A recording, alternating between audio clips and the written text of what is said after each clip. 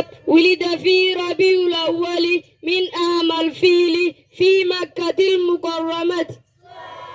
ما نسبه صلى الله عليه وسلم؟ جواب: هو محمد بن عبد الله بن عبد المطلب بن هاشم بن عبد مناف بن قصي بن كلاب بن مرة بن كعب بن لؤي بن غالب بن فحر بن مالك بن نضر بن كنانة بن خزيمة بن مدركة بن إلياس بن مدر بن نزار بن معاذ بن عدنان، وعدنان من ذرية الإسماعيل بن إبراهيم عليهما السلام بالاتفاق.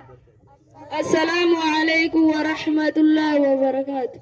الله أكبر الله أكبر الله أكبر. ستي أخاكي يوتلا بي خينيا أكتت قبا خاسني